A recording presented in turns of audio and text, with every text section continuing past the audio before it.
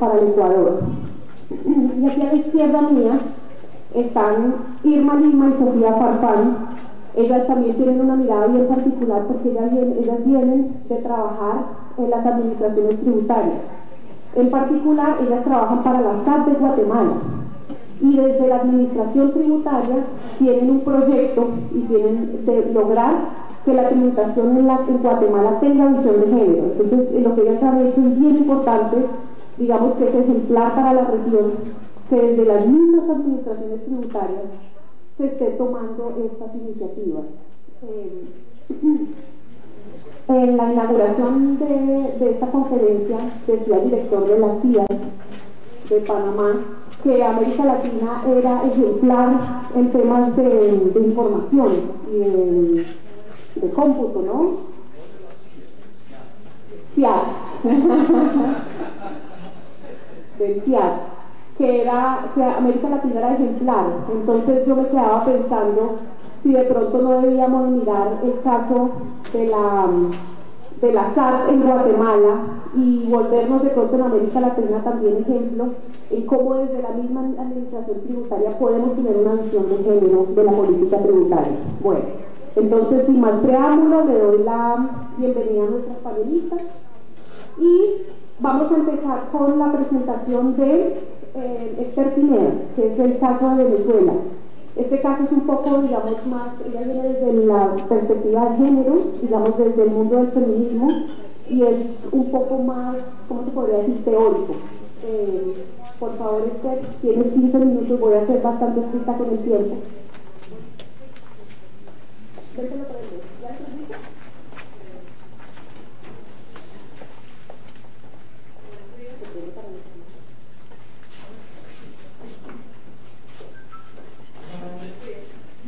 ¿Se escucha? Sí.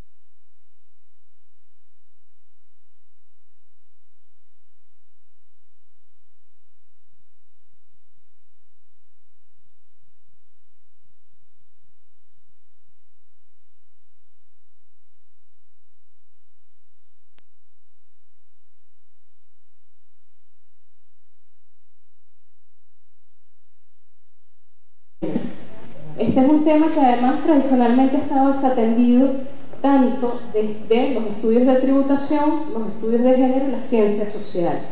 Y en los últimos años que comenzamos a hacer esfuerzos, ¿no?, de vincularnos y de generar algunas herramientas que nos permitan comprender esta problemática.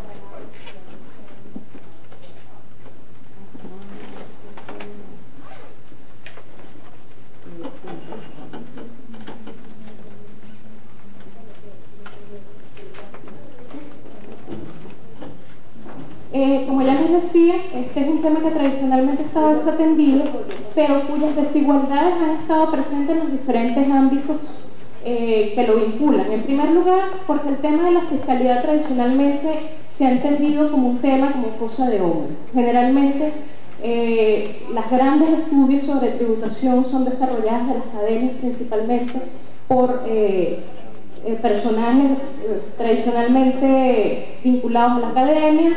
Ha sido un ámbito desatendido también porque los grandes decisores en materia tributaria siguen siendo hombres quienes ocupan esta.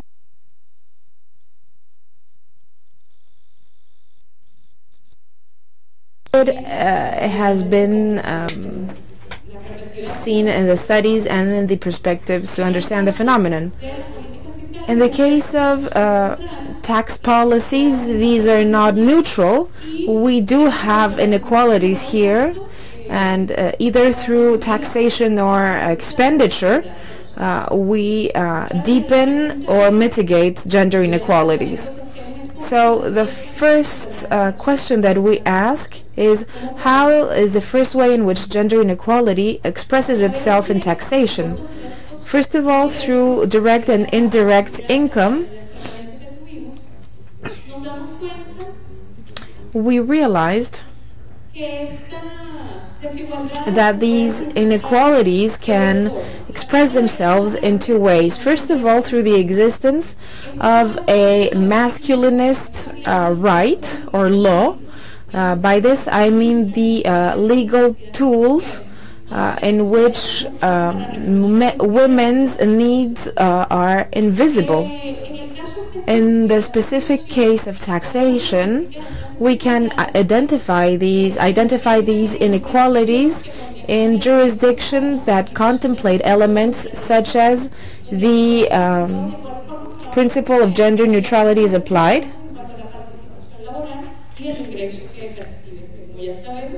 ignoring the difference in income between men and women.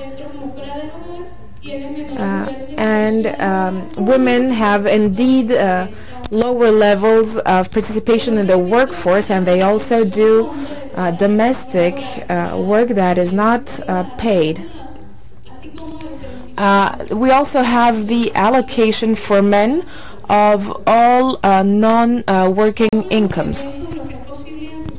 And other elements that we have to identify these inequalities in taxation law is in the application of taxes on the whole of family income. So here the second perceivers of income are discriminated. We also have the establishment of dispositions for tax cuts for the spouse that is in charge or that is financially dependent, which is generally the woman. We also have the application of tax incentives to only one of the spouses in individual taxation, allowing to claim and to make cuts uniquely for men taxpayers. We also have the exclusive allocation of tax responsibility to suppress the separate personality of the woman's spouse. The other element through which we have gender inequality in tax laws is through the absence of a gender perspective in fiscal policies. Of course, if we don't have studies, if women are not present in decision-making spaces, if we don't have data in this topic, it's very difficult to. So their needs and interests are not reflected. This can be seen in the implementation of indirect taxes, apparently of impersonal character in terms of gender. However, these regressive taxes, as the VAT, affect disproportionately more women than men because they are more vulnerable to poverty. And women in many cases do not possess income or their own income. It also expresses itself in consumption taxes on products that are almost exclusively bought by women. And finally, we also have the application of increases in the taxes for products and services that are mainly bought by men, such as alcohol, tobacco, etc. So this affects women, and it can also have an impact on money availability.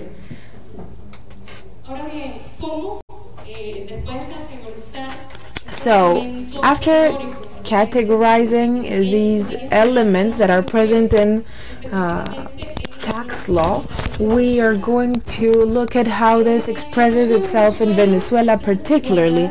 In the case of Venezuela, these inequalities are not the exception. We have a specificity. In Venezuela, during our approach of this topic, we didn't find any research material and no institutional data that would allow us to understand inequality in taxation. the only access to this information was by reviewing regulations. And of course we found that women will be disproportionately affected by their participation in the labor force in Venezuela. 48% of women in Venezuela work. This is a breach that has been reduced only 14 points in the last 26 years. And women are more present in the labor force. This has an explanation. In the informal sector, there are more possibilities to retain economic resources due to the financial instability we have in Venezuela, and this also allows to avoid taxes. So the women are less present in the workforce, but they are present in the formal sector. So they are more related to tax formality in the country. And of course, women that are not present in the formal system take care of their homes. This is of course a product of stereotypes and inequalities that are present in our society, as well as in the other countries of Latin America. Okay, so we don't have many statistics regarding this topic. We haven't found these statistics in any institution of the government. So we approach this topic from regulation, specifically with the decree on rank, value, and force regarding the law on income taxes. Here we can see the neutrality of gender in the payment of income, where men and women have the same kind of contribution, although they have a very different participation in the workforce. The other element is that in our law we have request of making joint declarations for the spousal community. So men as well as women have to declare their taxes or their income jointly. So there is a suppression of women's individuality during these declaration.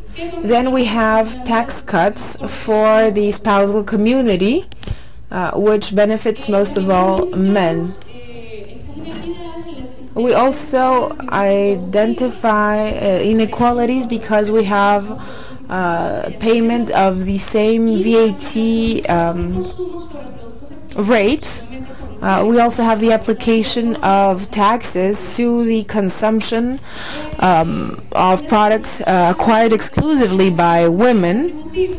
And in Venezuela, men and women don't have the same capacity to contribute. However, the so-called gender neutrality requests to them that they taxes. So, what are the consequences of this? Which is one of the questions that were asked yesterday. This contributes to deepen discrimination and gender inequality, different aspects of life, including the economical side, and it contributes to the feminization of poverty. Also, these regulations and tax systems contribute to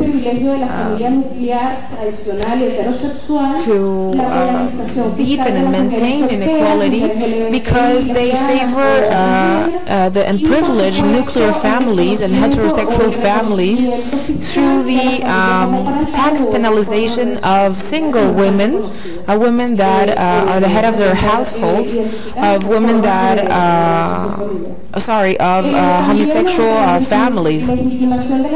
Also, there is the legitimation of the sexual division in the workforce, and gender roles that are traditional are maintained in the social imaginary, with a figure with a man with a figure that of a man that provides and a woman that is economically dependent.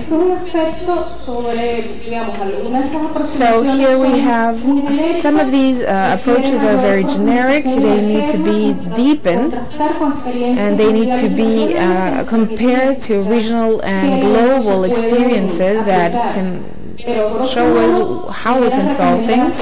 But grosso modo, these are our recommendations. It is necessary to create awareness and train women in terms of taxes and on the impact that taxes have in their lives.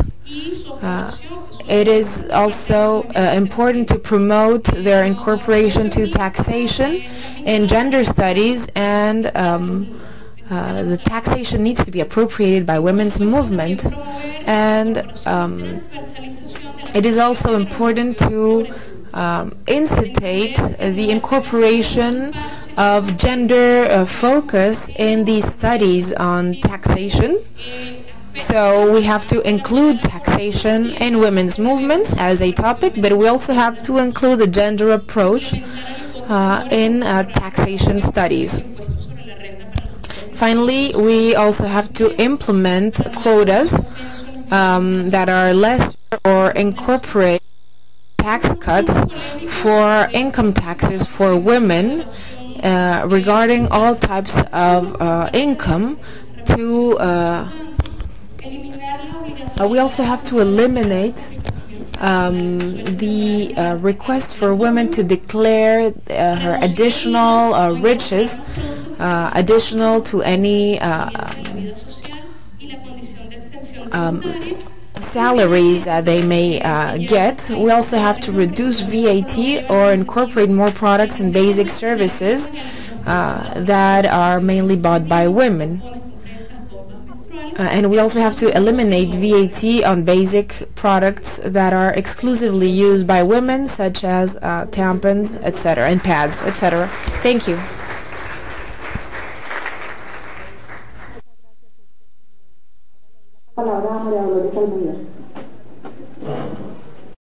María Dolores Almeida.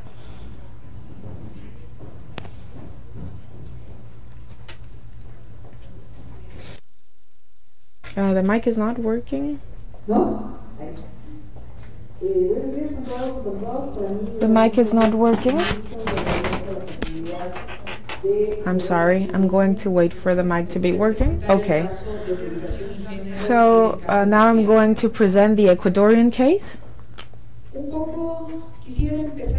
I would like to tell you about my experience, how I got to this topic through public finance. And then I started working on gender and the environment too. When we are in a Ministry of Finance, we believe we are very powerful, that we are at the center of things, that our desk or office is at the center. But actually, behind figures, there are people, and the impacts that we have with our fiscal policy decisions are not neutral. They have an influence on women. So I would like to speak about gender and taxation. This is something that is not very popular because I'm going to talk about expenses. It is through expenses that we can redistribute and do fiscal policy. But actually, when we started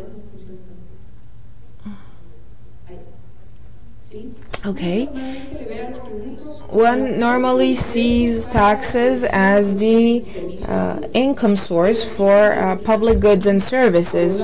This is how we approach taxation when we're in the Ministry of Finance. And sometimes we check if we are progressive or not. But we're missing one of the very important functions of this, which is how through taxes we can move consumption patterns and production patterns.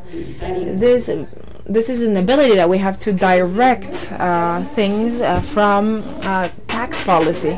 We also have to take into account that the taxes don't come from the air. They come from men and women paying as consumers, as producers, as workers.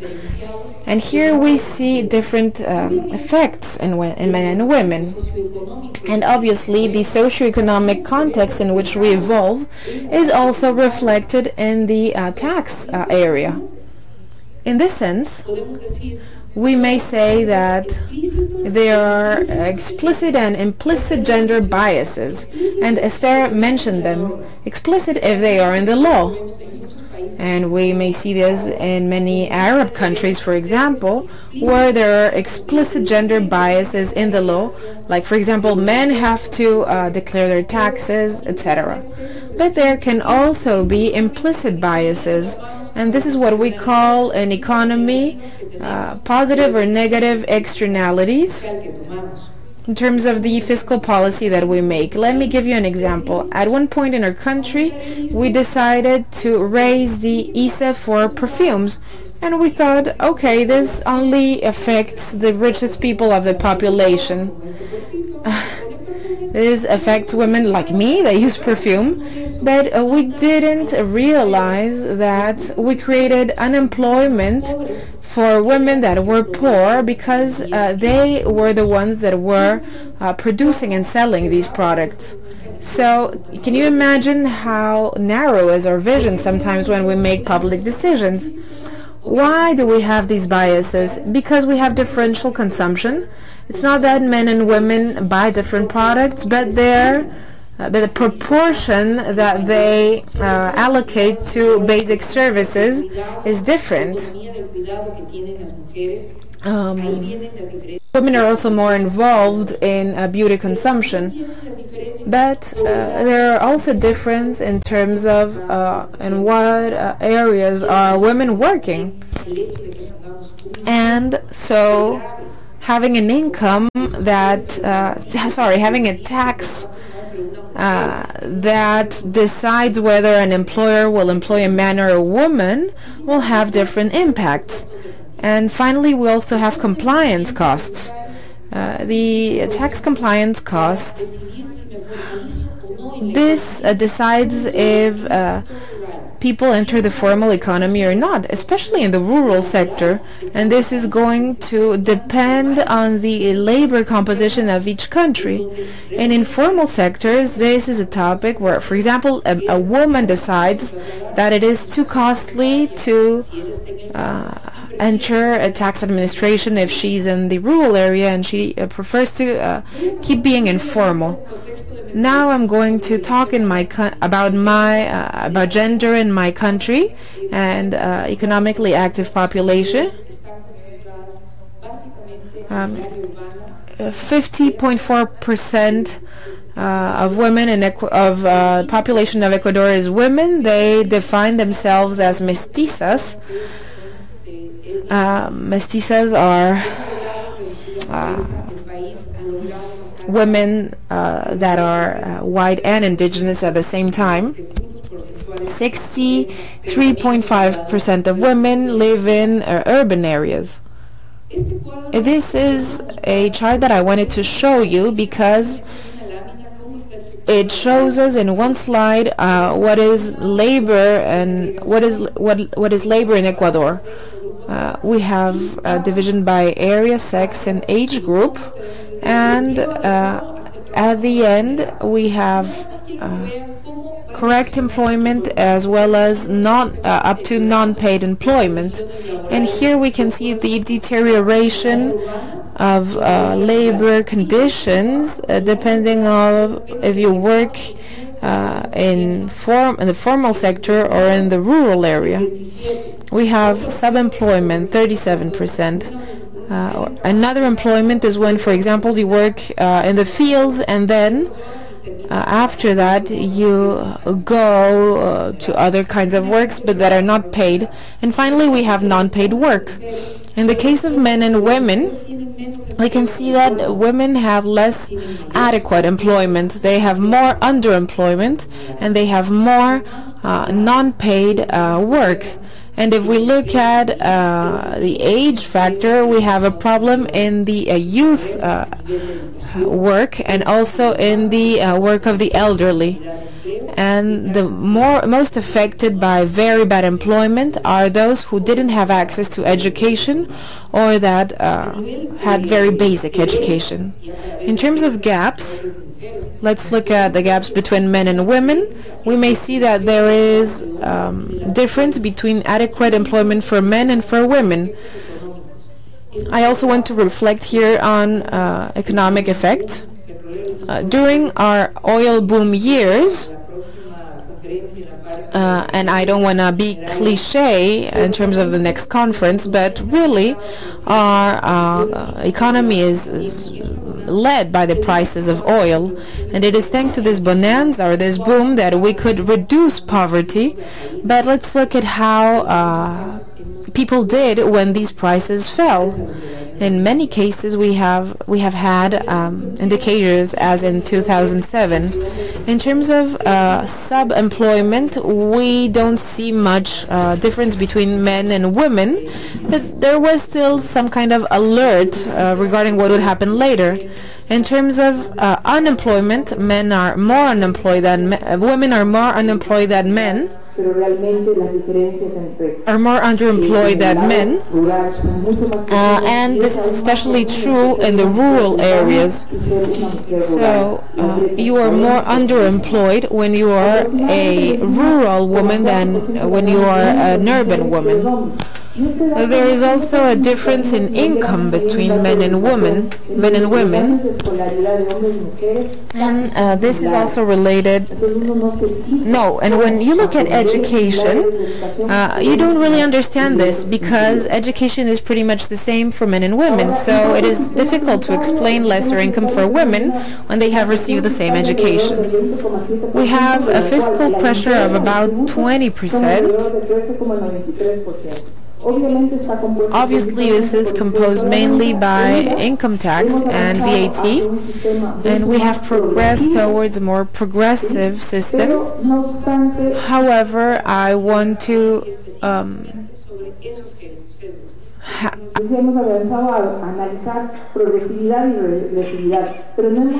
analyze progressivity and regressivity, but we haven't looked at the impact of sex on this. I only have 5 more minutes. Regarding the income tax, gender has to be approached with the terms that are used by people that work on taxation. So here all the terminology is specialized. In terms of the income tax, I'm not going to enter the detail. I didn't find explicit gender bias besides one, which is the last part. When you have a joint economic activity, men and women declare those who manage the business, and this is generally men. But I also find positive bias. In what sense? Because we have cuts on personal expenses, so this benefits women. I wanted to talk about tax expenses. These cuts that we have, who do they benefit?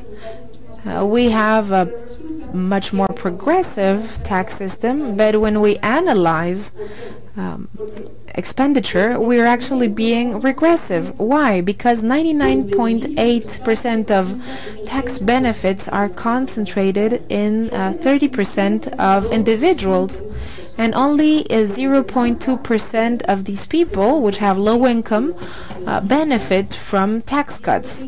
And what does this imply? It means that we have tax cuts for capital gains. Who are the people that can save the most and that can generate these kinds of savings? Well, it is the richest part of the population. And we are looking at this in a tax that is, in theory, progressive. Here we have an example of what would happen if a second preceptor entered the labor force. What happens to the relative tax charge? In the context of an economic crisis, those who would start working would be women. If a man earns $24,000, he would have to pay $42 with all tax cuts. If women started working, let's imagine she has a salary that is not higher than the minimum wage, $900. The tax charge that she would have,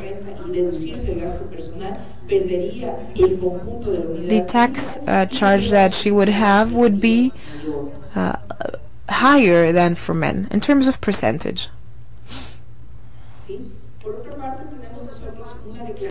We also have a property declaration that is informative, but this property informative is done by both spouses or individually if their goods are separated, but this doesn't happen in most cases in Ecuador.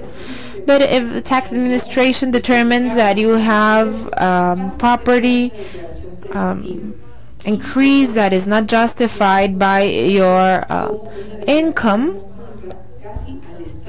then you have to make a tax declaration that is similar to the Arab countries. This is going to be my last slide.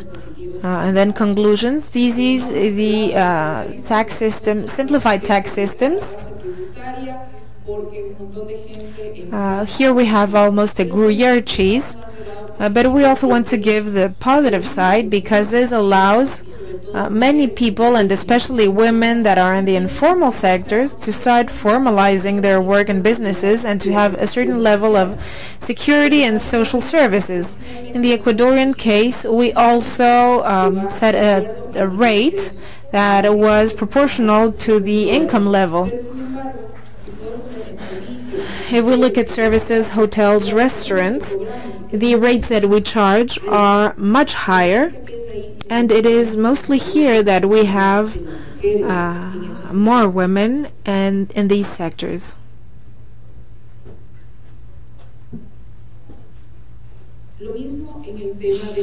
We have the same for VAT. In VAT, we find the same phenomenon, but there are studies that show that there is a correlation, negative correlation between total expenditure and household services. What does this mean? If taxes are raised and relative prices are changed, what do I do as a woman? Because I have more marginal consumption tendency. Well, I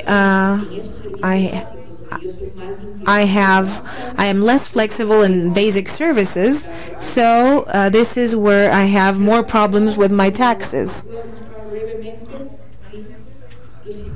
And these are my conclusions.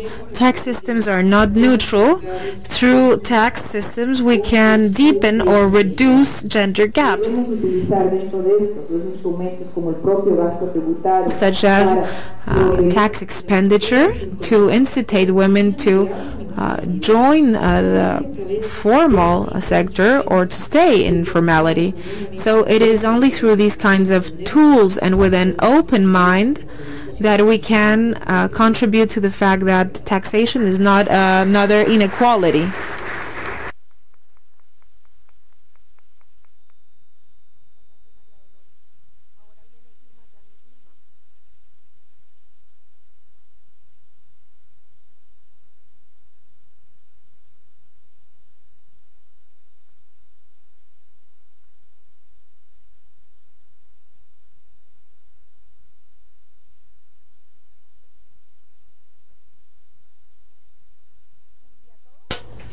Good day to all. Hello from the Guatemalan Tax Administration. We are going to present an analysis of the gender bias diagnosis in our Guatemalan tax system. And we're going to talk specifically about income tax and VAT. We also are going to present a gender diagnosis for our tax administration in Guatemala, And we're also going to present compliance costs with the gender focus.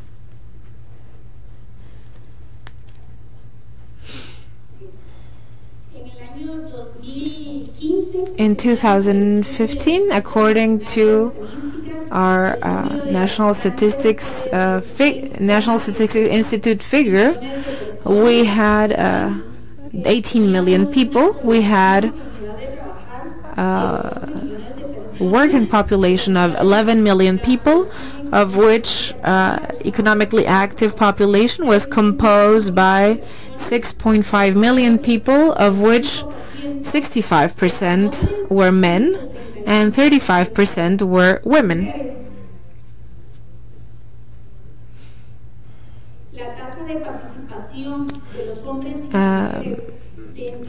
Participation rate of men and women in the economic active population showed a gender gap, especially in the national rural area, where we had a gender gap of almost 57%, and the average income at national level was 2,074 quetzales, which is an equivalent to $264, and women earn less than men.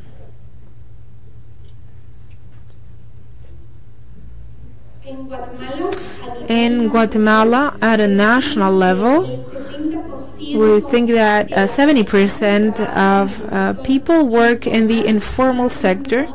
We're talking about 4.59 million people, and 30% of people work in the formal sector.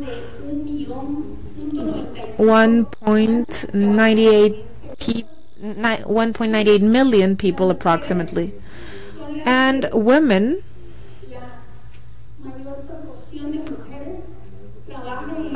most women work in the informal area. They represent 72%, and men have 68% of this.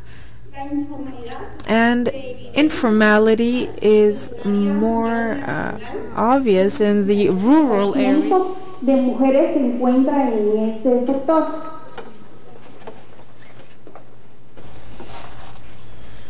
Los sesgos. Gender biases in taxation. Gender biases, as I was saying, can be explicit. Those that are in tax law. In the case of Guatemala, we don't have any explicit biases. And we also have implicit biases related to different consumption, to the impact in the economic sector, and for the tax charge on basic goods and services. What are the taxes that we're going to analyze? Direct income, we have the direct taxes that are simplified on gains and on salaries, and we also have the indirect taxes that are the general regime and the regime for the small taxpayer. What are we going to analyze? The generating fact, the passive subject, and the presentation of the declaration, the tax cuts and deductions, and the tax rate. Here are tax incomes compared to GDP. We have that 12.2% regarding total income of the central government. 28% are constituted by direct taxes, and in these taxes we have ISR and IS, and 78% are represented by indirect taxes. We have the VAT, the tariffs on imports. We also have taxes for oil, taxes for beverages, tobacco, and cement. Another important fact is that the collection of ISR and VAT constitutes 79% of fiscal collection or tax collection.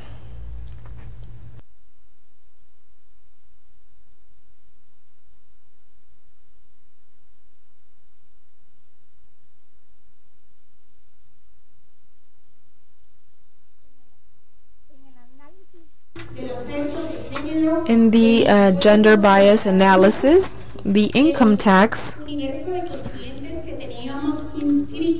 for the people 2016, taxpayers inscribed in 2016, well, 28% were women and men represented 72%. So, as you may see, we also have a lot of informality for women, and since they are in the informal sector, they don't have access to social security, which includes health coverage,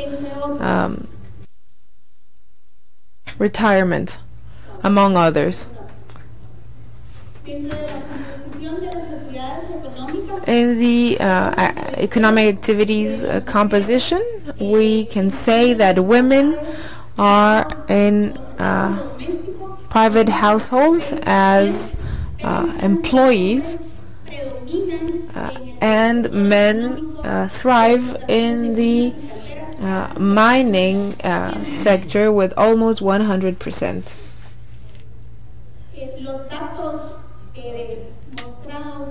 The data shown regarding ISR in the utility regime, on the profit regime, well, we may see that here women are in the first decile, and in terms of total assets, they are in the first and last decile. We can show that women have less assets in comparison to men. And regarding gender bias in added value taxes, VAT, almost 36% were women and 63% were men. And finally, here we have economic activities per gender. And we may see that women work in private households, while men are mostly in agriculture, farming, which is a sector in which they are the most present.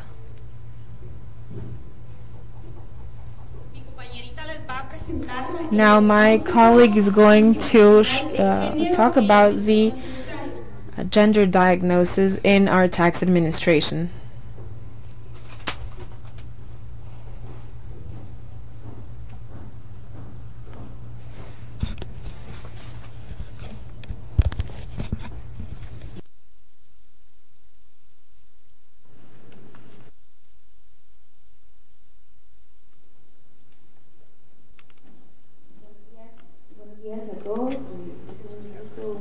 Y un honor estar por acá saludándoles desde Guatemala. Representamos a la Superintendencia de Administración Tributaria y pues vamos a tener el gusto de presentarles algunos de los datos más importantes que se generaron a través de un estudio, un diagnóstico interno que se trabajó a partir del año 2016 en la organización. From 2017 in our organization. In this slide, I wanted to show you that among our 4,600 staff, 44% is women and 56% is men.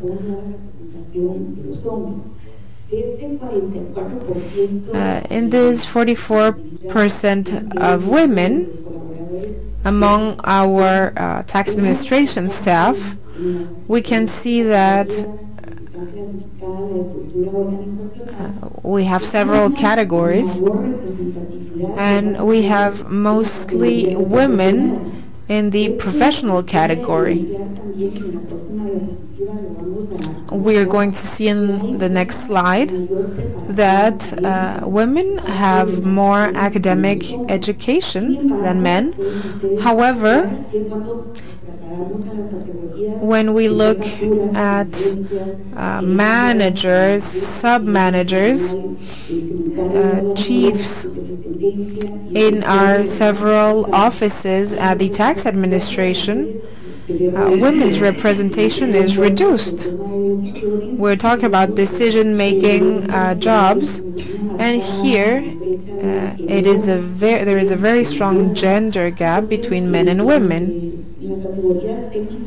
In the technical and operational categories, we have more men, because here we're talking about jobs that are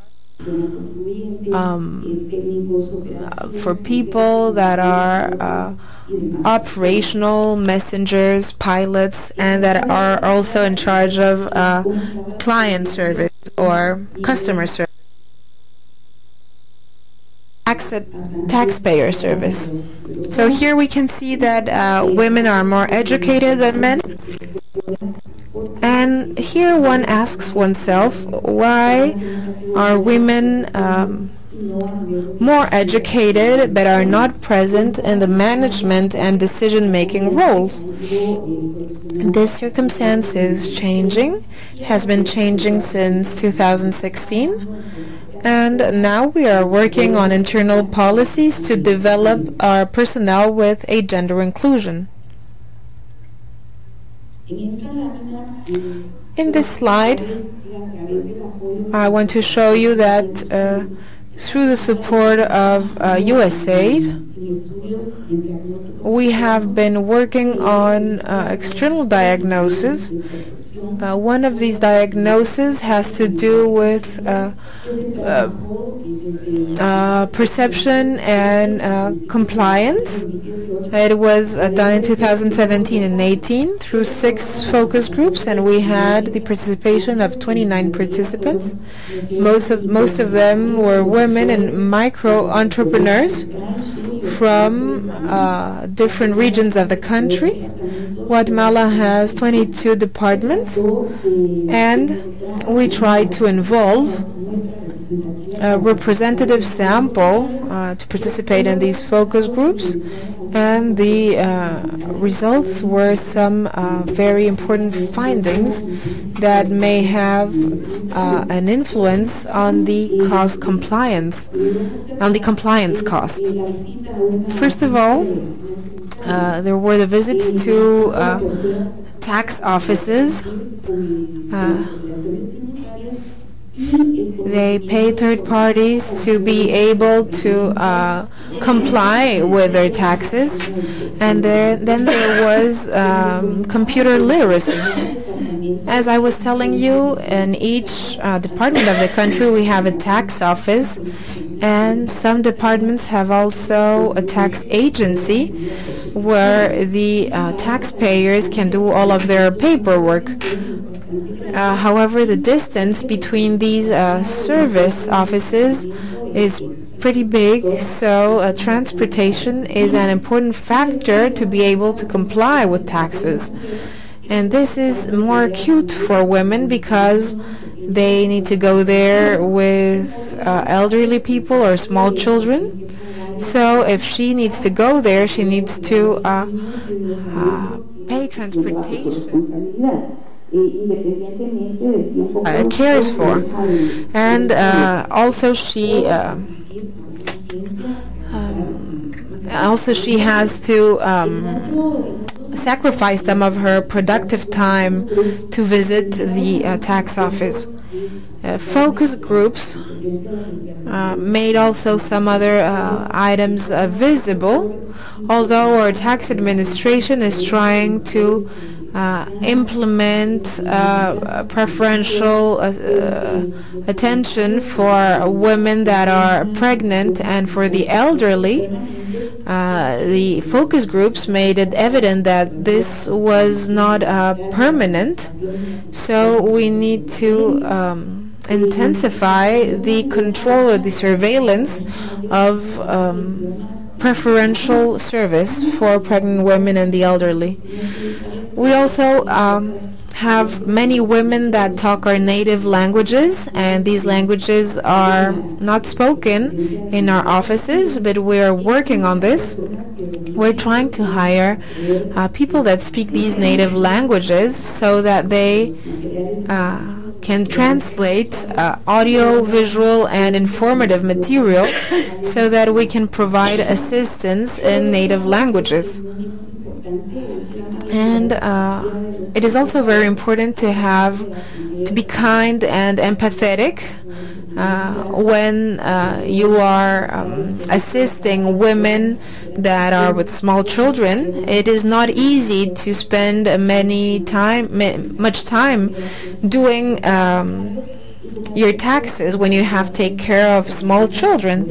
So we are working on the services that we can provide to women that have small children, so that they and their children can be comfortable when they come to our offices. Another important aspect is that SAT is working on a virtual agency. We're trying to have internet cafes in our tax offices, in which we could also give assistance to taxpayers. So we're trying to do this to diminish the compliance cost. And we also are working on mobile agencies that go to municipalities to avoid people from having to come to our offices. Finally, the recommendations that we drew from internal and external studies are the following. First of all, designing and integrating an institutional policy with a gender focus. That is one of the things that we're working on. Number two, respond to the needs of women taxpayers to facilitate tax compliance by including a gender approach. This is one of the things we are working on with the full support of the superintendent. Number three is deepening external diagnosis. For this, we have international support to be able to do analysis of tax expense per gender and an analysis of the impact of distributive impact by gender. We also are trying to promote the reduction of barriers, and fifth, incorporate a gender approach in statistics, in collection statistics and tax management. So we really mean to include more women in our system. Thank you very much.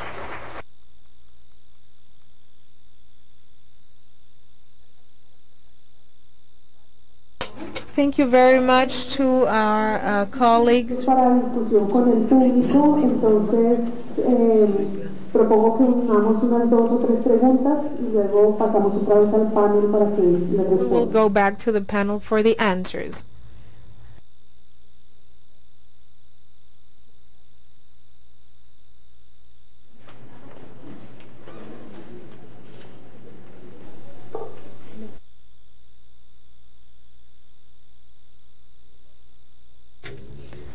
I'm going to speak in Spanish because yesterday I spoke in Portuguese and I wasn't understood. For Maria Dolores. What I wanted to say is that your analysis is focused in the taxation and taxes have more to do with expenditure. So there is a mix, maybe not, I don't know. But you're focusing more in tax expenses, and we call tax expenses everything that we cut from payment. But I think that to reduce inequality, it is very important to look at public expense. We have to look at the budget after the money is collected. And I think that Guatemala has taken this path. So To diminish inequality, public expenditure is very important. I think that if, for example, the state works on daycares, this would be a public expense that would be truly beneficial for women in terms of gender inequality, because it is basically women who take care of children. And if we look at inequality in education, we could also have specific scholarships for women. So the question is there any study regarding public expenditure to fight gender inequality?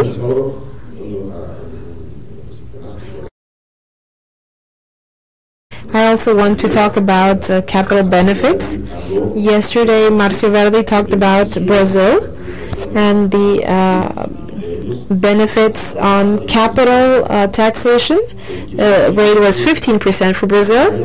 And what I wanted to say here, because there was a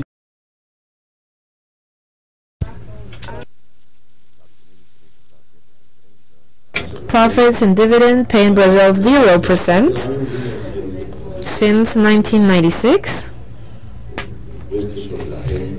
Income tax for profits and dividends. So we need to separate these concepts. Thank you.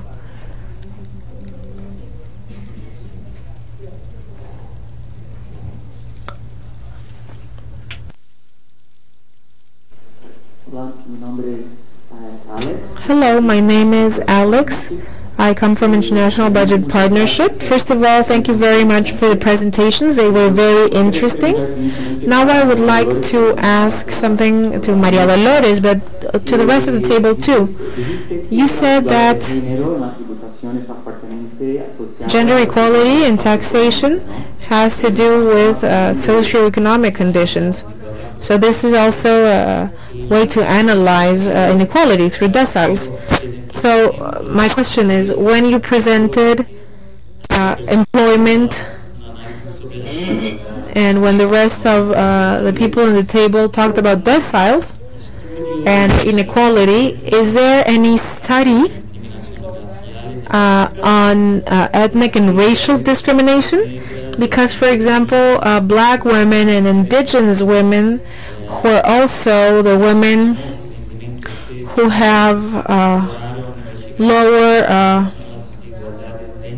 So, did any research regarding these women that suffer from most discrimination? They have lower incomes too. I don't know if Graciela is here.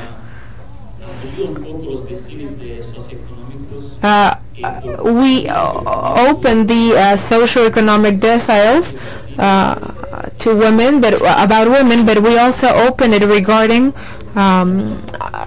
black women and indigenous women. So, are you thinking about this too? Has something been done regarding inequality between women, among women?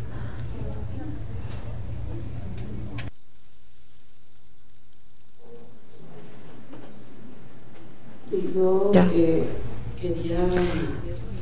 I wanted to congratulate the tax administration in Guatemala, because they have really taken the step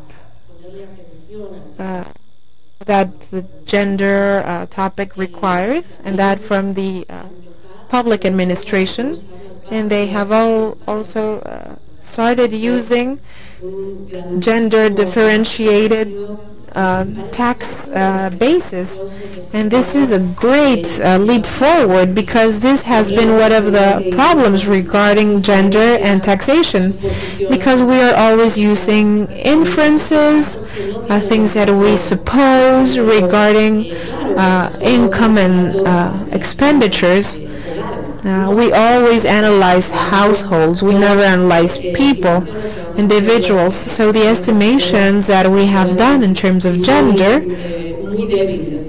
are very weak. when we want to represent reality. So you have really made a leap forward with this database, with this tax administration database that is divided by gender. This is a treasure, not only for Guatemala, but for the debate in all of the region. So I wanted to ask you, have you been able to make progress with the data that you have obtained from this database? What other estimations have you been able to do? And what are the ideas that you are considering in terms of measures that have to be taken to work on the tributary, on the tax system? So what are your ideas to take effective measures? We have a last question. And then we can pass the floor to the panelists so they can answer.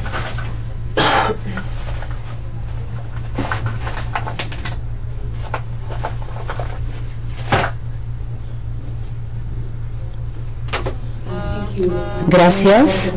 Yo también encontré esta sesión muy interesante. Simplemente tengo una pregunta sobre el estudio de Venezuela, dado lo que ha ocurrido con el país en el momento. Me pregunto si eso ha revelado o ha reforzado algunos hallazgos desde la perspectiva del género, o ha cambiado todo porque hay mucha migración forzada del país. ¿Las remesas hacen una diferencia o no? ¿Y cuál es el impacto en los países vecinos? Gracias. I think we can start like this, as we had the presentations.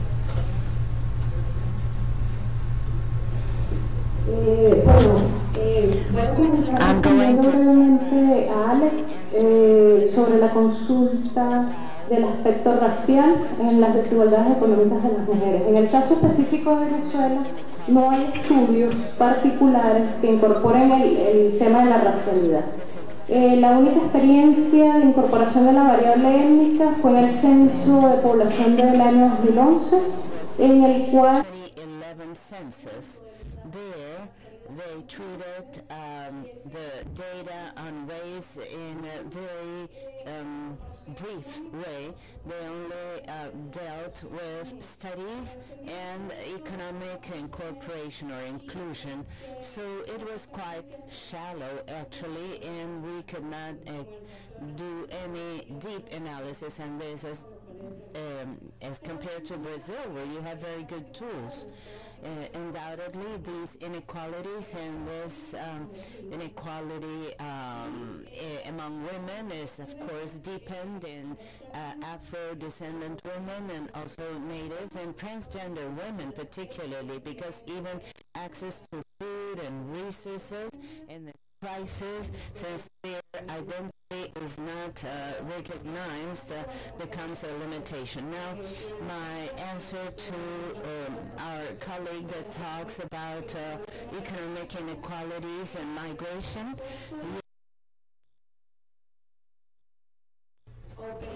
The situation of impoverishment of our society affects all the population, but particularly women. Employment was reduced. The information I gave you is from 2016. Official information is not presented because of governmental secrecy and opacity due to the current situation. Women labor participation indexes. Al dinero efectivo, al transporte, y muchas mujeres se están retirando cada vez más del trabajo remunerado. Respecto a las remesas, como no hay un mecanismo formal de recepción de remesas, esto se hace a través de casas de cambio digitales en el exterior y se envían los recursos, ayuda de alguna forma a sostenerse dentro de la crisis, pero no ha generado una transformación de la calidad de vida en el caso de las mujeres, porque estos recursos se destinan principalmente educación, alimentación y salud. El impacto que está teniendo en otros países, por supuesto, digamos, un impacto tanto negativo como positivo. Por un lado, si bien ha habido una mayor incorporación de la población venezolana a las actividades productivas de los países vecinos, pero muchas veces en condiciones de precariedad, de ilegalidad, de subpago, y en el caso de las mujeres que están más expuestas a las redes de trata y prostitución. Women are exposed to human trafficking networks that are growing in the neighboring countries. Well, first of all, I'd like to comment that on the side of the expenditure, it is where we have worked on the gender issue. We have done that for a long time, like substantiated expenditures or gender-focused expenditure, but the vision has very much focused on public expenditure, social protection projects or programs, cash transfer, conditioned cash transfer programs, using the role of gender, like in the Ecuadorian bond, you give a subvention to the mother so she takes the children to school and to healthcare entities. You are protecting and giving economic autonomy, but on the other hand, you deepen traditional roles in the reproductive and care roles for women. So what is the problem here? It's not only work on the expenditure, it's not only work on revenues. I think this has to be balanced. Both should be complemented concerning taxation, but if we don't take into account all the differentiated effects and impacts we're having on the taxation problems, we won't be able to be equal. And, you know, taxation is so potent.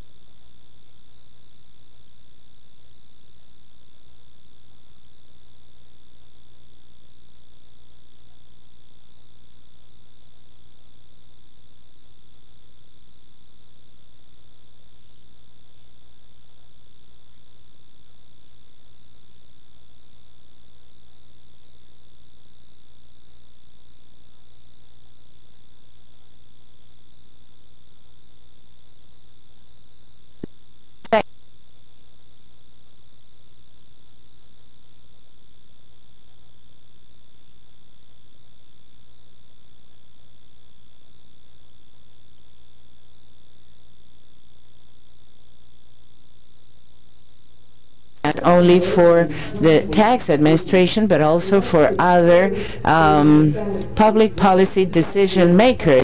When you can identify and ratify that what's happening in the economic active population, you can then see what's happening in each sector, not only through a household survey, but you are able to see what are the revenues of that person, which decile that person is in, who has the assets, who doesn't, because all that is declared.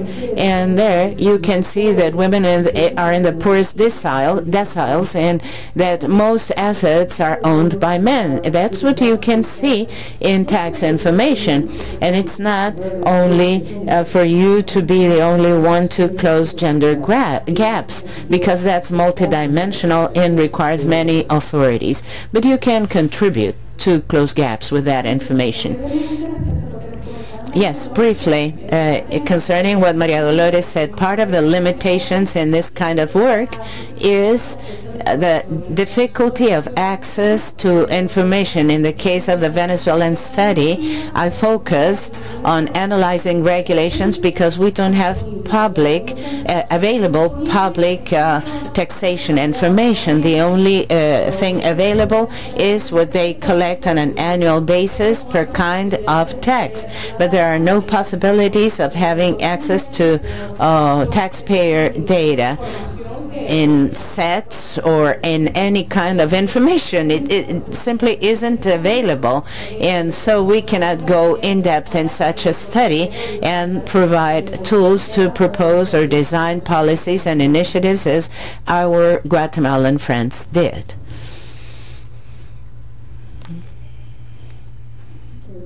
Thank you very much.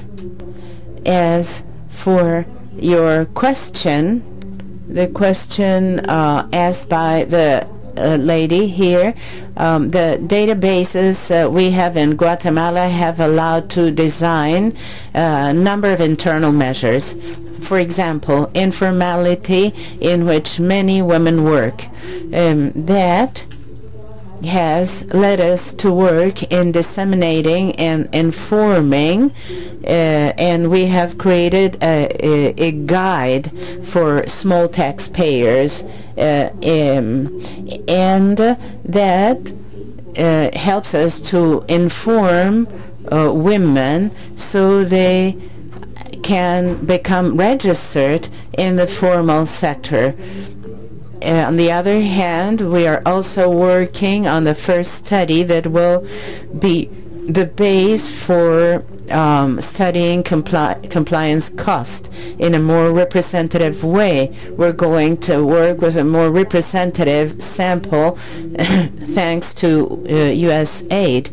It will be a nationwide study, 700 companies, and with this information we want to design many more actions aimed at including and formalizing also gender inclusion and cultural inclusion.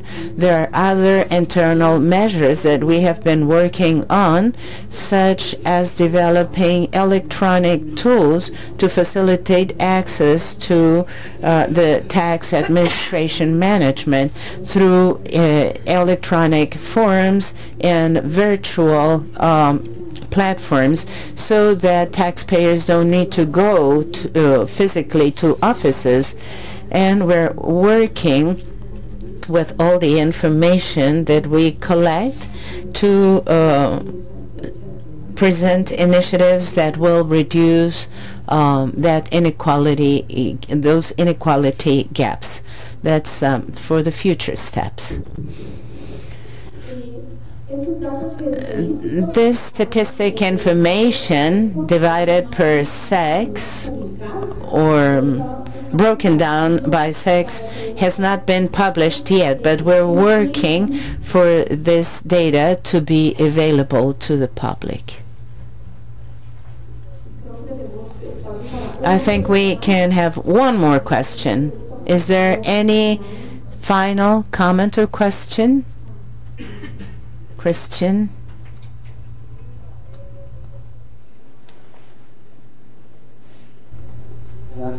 Thank you. My question goes to Maria Dolores, because I know that she doesn't only know the case of Ecuador, but also takes a look beyond and knows a little bit about the debates in Latin America in a broader way. My question is the following. We suspect that not all taxpayers are really honest when they report their income, their revenues, the wealth they have. There's underreporting, and I'd like to know if you know about studies that deal with this underreporting problem with a gender approach.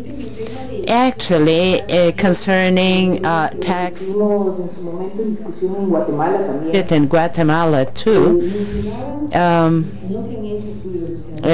we have no studies about tax avoidance and gender, and that would be very interesting because, for example, in the case of Guatemala, at a certain point, we mentioned that you have restriction for importing cars, but the wives or the mothers are used, so they appear as taxpayers, and then they can import.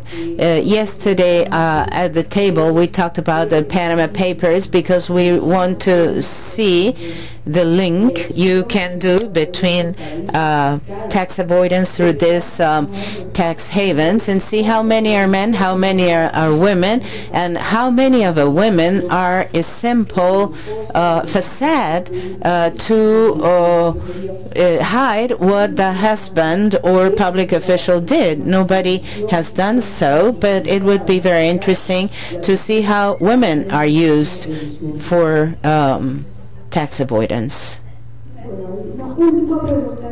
Very last question. We can't expand this or extend this debate anymore. Yes, good morning. Congratulations for your lectures. They are very valuable. Now, I'd like to know what studies have there been to reach consumers and have information of what we pay as VAT or any other kind of tax. We lack transparency in our country, in Peru, and we consider we should work on that. There are some proposals to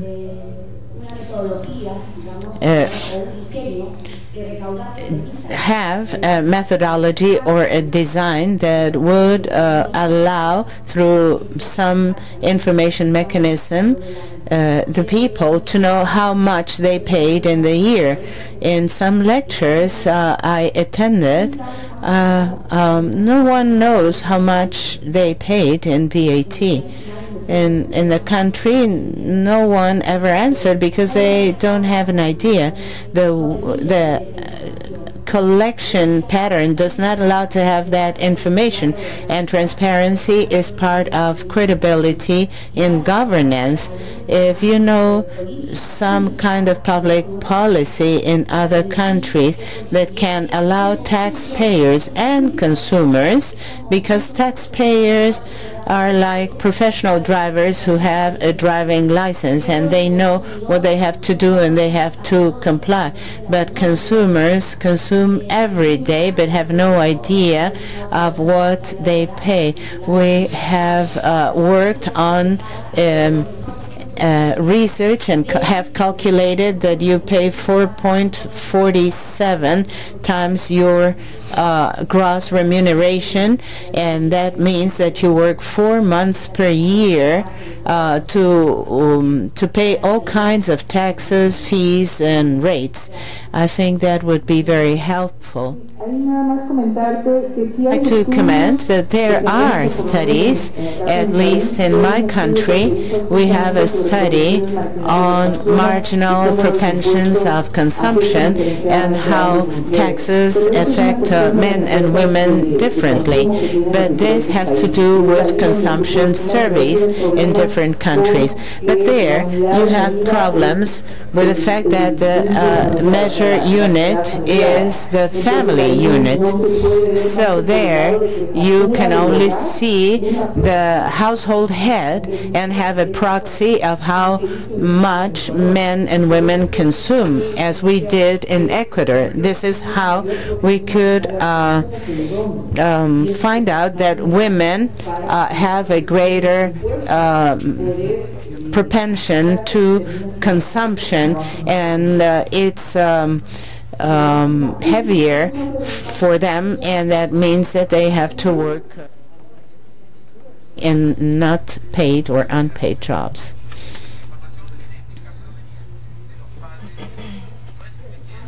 Sí, tengo una pregunta general para cualquiera en el panel. Creo que el mundo de los impuestos reconoce que el IVA es muy regresivo y tiene impacto en los ingresos de las personas. Y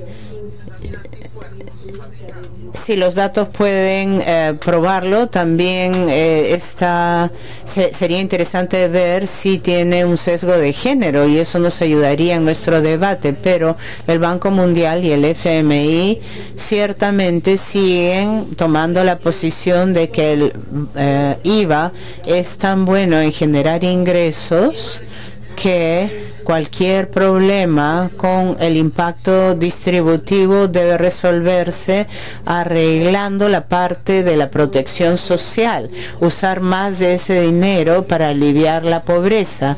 ¿Alguna de ustedes puede comentar sobre si eso está realmente ocurriendo en sus países?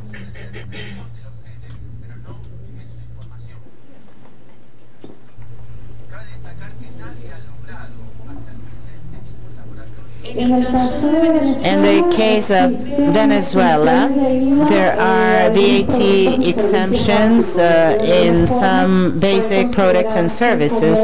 To a certain extent, that has a positive impact from the gender perspective because it helps to retain some resources in the household. Now, this impact that can be positive in terms of poverty reduction in our country ends up by being neutral. It doesn't really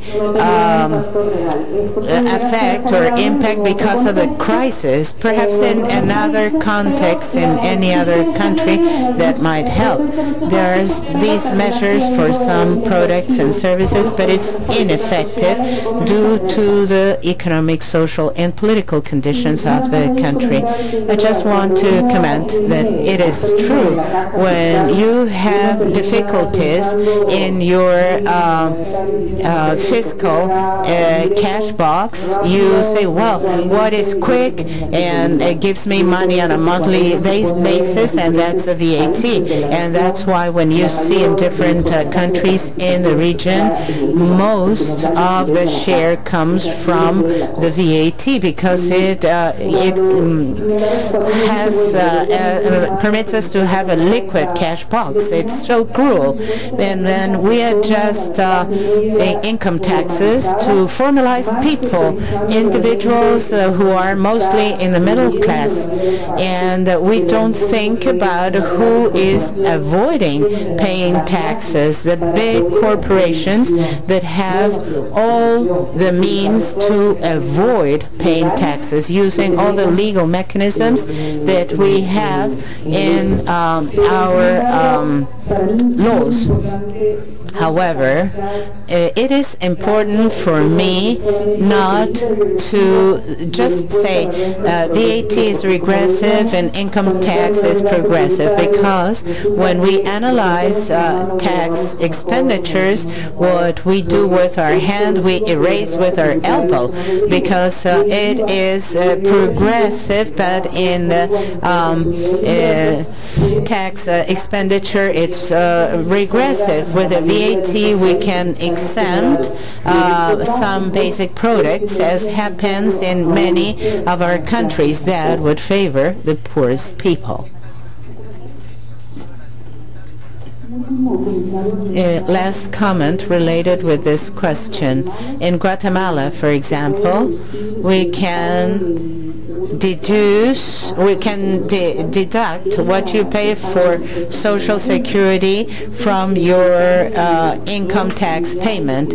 Now, thinking about the role of family care that women perform, this would be considered as a positive bias because we can deduct our contribution to the Guatemalan Institute of Social Security.